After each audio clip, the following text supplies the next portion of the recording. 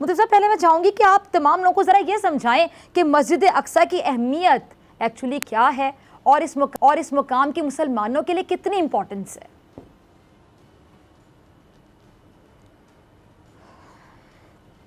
बिस्मिल्लाह वस्सलातु वस्सलामु अला रसूलिल्लाह।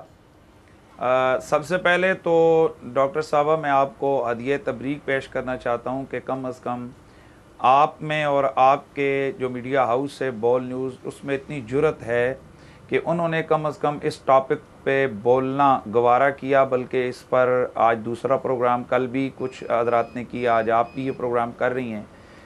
क्योंकि हमारे यहाँ तो हालात ये बने हुए हैं कि अगर यहाँ पर किसी यहूदी या ईसाइयों का कुत्ता भी मर जाए तो उस पर हमारे मीडिया हाउसेस प्रोग्राम करते करते नहीं थकते।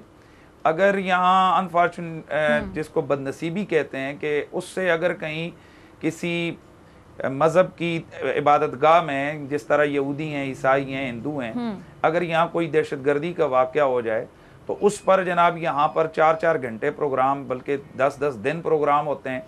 और फिर पूरी दुनिया के अंदर एक हलचल मच जाती है कि जनाब पाकिस्तान के अंदर या फलां जगह पर कलीसा के ऊपर ये हमला क्यों हुआ। लेकिन अफसोस का मकाम ये है कि जो मुसलमानों के लिए दूसरा सबसे मुक़द्दस मकाम है, जिसको क़िबला अव्वल कहते हैं, बैतुल मक़दस भी कहते हैं, उस पर और वहाँ मस्जिद अक्सा पर हमला हुआ। और न सिर्फ उसकी बेहुरमती और बेअदबी की गई, बल्कि वहाँ कई दर्जन से ज़ायद मुसलमानों को इससे कबल शहीद कर दिया गया। और वहाँ पर छोटे छोटे बच्चों और जो ना ख़वातीन को बेदर्दी के साथ शहीद किया गया। लेकिन इस पर कमा हक़ को हमारे ना तो मीडिया हाउसेस की तरफ से आवाज़ बुलंद हुई, और रह गया मामला हमारे 56 से ज़ायद इस्लामी मुल्कों के हुक्मरानों का, तो ये तो मेरे ख़्याल में भांग पी कर सोए हुए हैं। इल्ला माशाअल्लाह, अल्लाह ताला तय्यब उर्दगान को सलामत रखे। और इस तरह एक आध साहिब और हैं कि जिन्होंने गैरत ईमानी, गैरत मिली का मुजाहरा किया है। ताहम मैं समझता हूँ कि मिन हैसुल कौम, या हम बहसीत उम्मा, हम इंतहाई पस्ती की तरफ चले गए हैं और बड़े अफसोस का मुकाम है। और मैं समझता हूँ कि हमारे सामने जो फुटेजेस आए हैं कि एक छोटी सी बच्ची है, गालिबन 1-2 साल की होगी, उसके एक हाथ में पत्थर है और दूसरे हाथ में उसने दूध की बोतल और फीडर उठाया हुआ है। और ये मैं समझता हूँ कि पूरी दुनिया के मुस्लिम हुक्मरानों के मुँह पर वो पत्थर है। और एक ऐसी बच्ची है जिसके को गिरा कर इसराइली फौजी उसकी गर्दन पर उन्होंने टांगें रखी हुई हैं।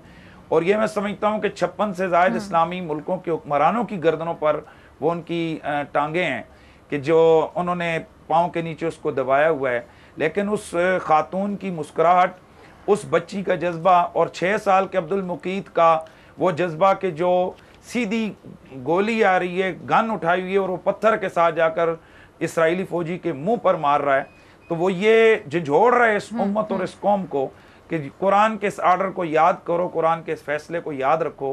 कुरान कहता है अंतुमुल आलौना इन कुंतुम मोमिनीन, कि गालिब तुम नहीं रहने, लेकिन शर्त उसके लिए कि तुम मोमिन बन के रहो, अपने ईमान को सलामत रख के रहो। मोहतरमा फिजा साहबा, आज क्या भरना पा और हाथों में गुलेलें उठाए हुए मजबूत और जुर्रतमंद फ़िलिस्तीनियों ने पूरी दुनिया को झिझोड़ के नहीं रख दिया है कि जो एटॉमिक पावर और इस वक्त बेहतरीन दिफाई सलाहियत का हामिल इसराइल, आज वो चीखें उसकी ट्विटर पे देखिए, आप दीगर आप उनके सोशल मीडिया पे देखिए, उनकी चीखें देखिए और जनाब उनकी हालत देखिए।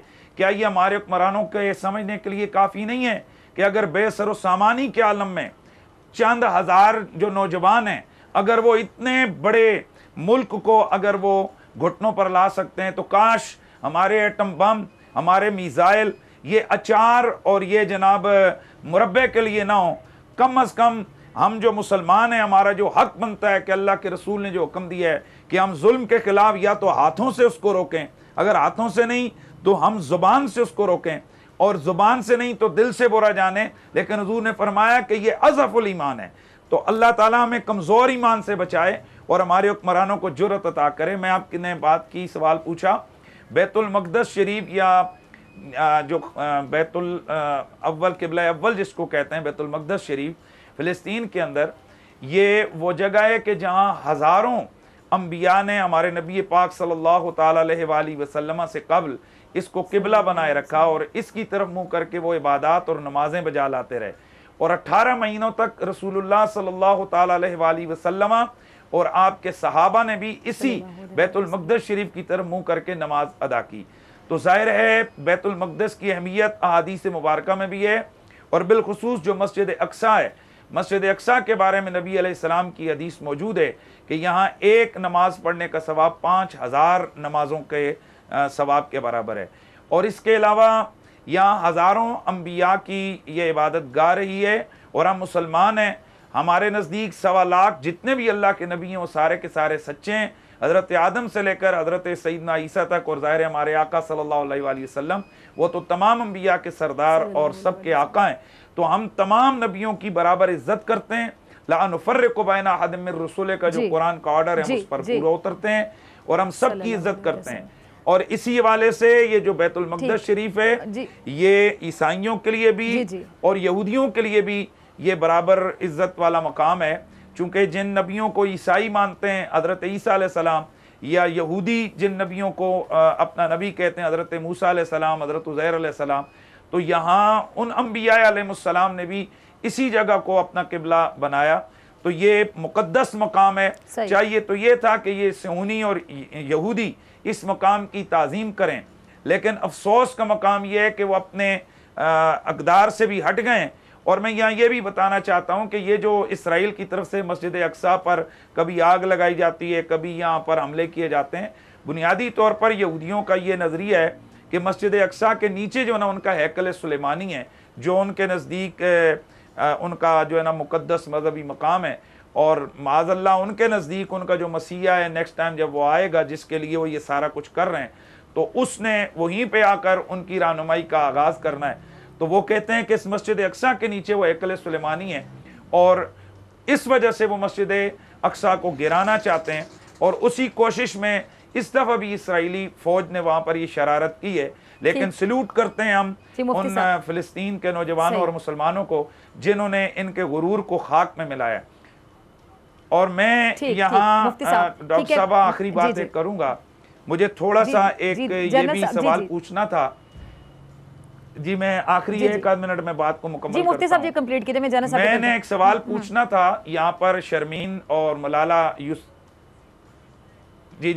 यूसुफ़ज़ई जैसी ख़वातीन से कि ये जो इस वक्त फ़लस्तीन के अंदर ख़वातीन पर जो बम बरस रहे हैं, क्या ये ख़वातीन नहीं हैं, या फिर इस तरह की जो आंटियाँ हैं वो महज हमारे मुल्क के अंदर ख़वातीन के नाम पर वो आवाज़ उठाती हैं और इस वक्त वो सब खामोश हैं, उनके ट्विटर अकाउंट सब खामोश हैं।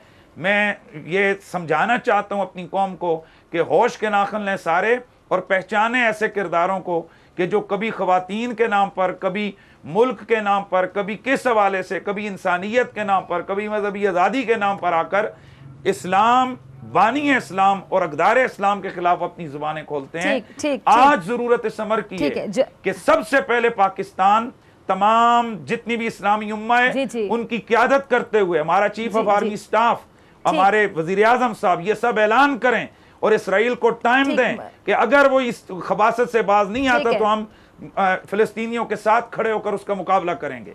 हम अपनी हुकूमत से ये मुतालबा कर सकते हैं कि हमारे हुक्मरानों को चाहिए वो खुलाकर इनकी मजम्मत करें और फ़िलिस्तीनियों का साथ दें।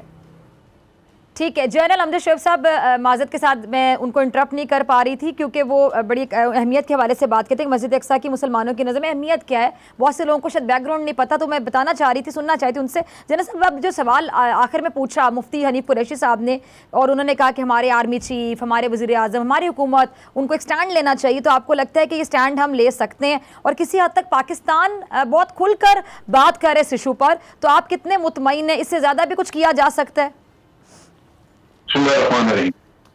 देखिए, पाकिस्तान ने हमेशा फलस्तीनियों की हिमायत की है, बल्कि बाज़ औक़ात हमारे बाज़ लोगों को शिकायत भी हुई कि जिस ज़माने में फ़लस्तीनी बड़े मुतहर्रिक थे और इनके लीडर्स वगैरह जो हैं वो भारत सफ़र करते थे, आते थे यहाँ पे, लेकिन पाकिस्तान नहीं आए या पाकिस्तान की वो हिमायत नहीं की उन्होंने कश्मीर के मामले में, तो बाज़ लोगों को शिकायत होती थी।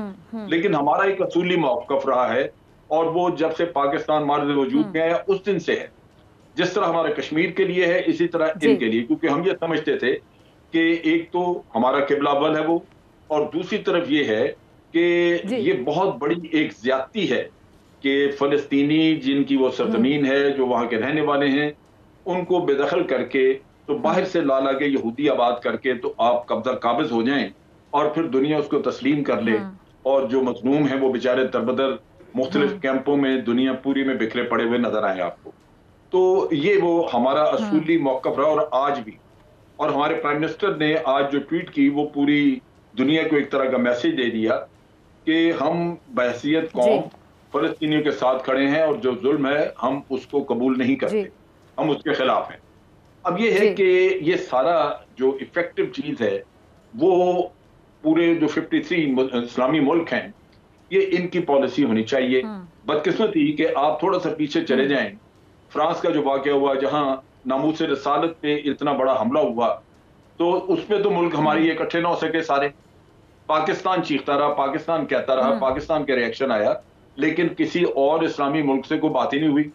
कुछ थोड़ा बहुत जो था वो तैयब उर्दगान बात करते रहे, और फलस्तीन के मामले में तैयब उर्दगान और ईरान ये खासे इसमें वोकल हैं, और इनके अलावा पाकिस्तान, तो वरना इस्लामी दुनिया नहीं बोलती। अब चीज ये है कि एक वक्त था 1973 में जब अरब इजराइल जंग हुई, तो उस वक्त मिल के पूरी उम्मत ने, वो उस वक्त आपको याद होगा कि शाह फैसल जिंदा थे, तो पूरी उम्मत ने मिल के एक स्ट्रेटजी बनाई और उसे कहते हैं कि तेल को इस्तेमाल किया एक हथियार के तौर पे। पूरी दुनिया को तेल जाना बंद हुआ, तो ये ऐसा प्रेशर आया मगरबी दुनिया पे। आज वो तेल वाला काम नहीं हो सकता क्योंकि तेल दुनिया में और बहुत जगह पे अवेलेबल है, लेकिन आप बहुत सारी और चीजें सोच सकते हैं जहां आप मिलके बैठ के कोई स्ट्रेटजी वर्कआउट करें। आपका रिएक्शन एक मुत्तहिदा रिएक्शन होना चाहिए। आप मगरबी दुनिया को बहुत सारा पैसा देते हैं, कमाई वो करते हैं आपसे, बहुत सारा इक्विपमेंट लेते हैं, बहुत सारी चीजें आप उनसे इंपोर्ट करते हैं, आप बाइकआउट कर सकते हैं। उनकी आमदन कम होगी तो उनको भी कुछ ख्याल आएगा। फिर ये है कि आप अभी ये जो OIC ने एक बड़ी स्ट्रॉन्ग किस्म की स्टेटमेंट दी, जिसकी प्रेस रिलीज मैंने देखी, उसमें उन्होंने कहा है कि जनाब यूनाइटेड नेशन जनरल असेंबली का इजलास जो है वो बुलाया जाए। अब मगरबी दुनिया वो इजलास नहीं होने देगी। देखने की बात यह है कि ये जो 53 इस्लामी मुल्क हैं, ये पूरी तरह अपना वजन इस्तेमाल करते हैं। क्या इनका इत्तेहाद वो है स्ट्रॉन्ग कि ये दुनिया को मजबूर कर सकें और वहां इजराइल के ऊपर तनकीद हो और तमाम दुनिया के ममालिक की राय, उनके जज्बात का पता लगे कि वो इजराइल को किस नजर से देखते हैं। तो ये वो चीजें हैं जिसपे के मुत्तहिद होके काम करने की जरूरत है। लेकिन तवक्को इसलिए नहीं है कि आज इस्लामी दुनिया बहुत बुरी तरह बटी हुई है, बहुत बटी हुई है, तकसीम अपने मफादात की वजह से। किसी भी अरब मुल्क ने खुल के इजराइल की मजम्मत नहीं की इस वाक़े के ऊपर, जो उन्होंने मस्जिद अक्सा में घुस के लोगों को मारा, गोलियां चलाई, आग लगाई और वहां से लोगों को अरेस्ट किया, धक्के मार के निकाला। ये तैयब उर्दगान ने कहा कि आज ये किबला अव्वल की बारी है, कल आपके असल किबले की बारी आ जाएगी। फिर आप समझेंगे कि आपके ऊपर हमला आया है इस्लामाबाद और अंकारा पे। तो ये वो चीजें हैं जो इंसान को एक दूरअंदेशी, अगर दूरअंदेश हो कौम तो वो आगे का सोचती है, लेकिन बदकिस्मती के अरबों में ये सोच है नहीं। और अरब आज पैसा उनके पास है, दौलत उनके पास है, लेकिन वो इस्लाम के साथ लगाव और खलूस नहीं है। आज इनके मुल्कों में मंदिर बन रहे हैं, वहां पे महाभारत पढ़ाई जा रही है और पता नहीं क्या क्या वहां पे बुत रखे जा रहे हैं। ये इन्हातात जो है वो हमें ले बैठेगा। सब्सक्राइब करें और बेल दबाएं ताकि कोई खबर रह न जाए।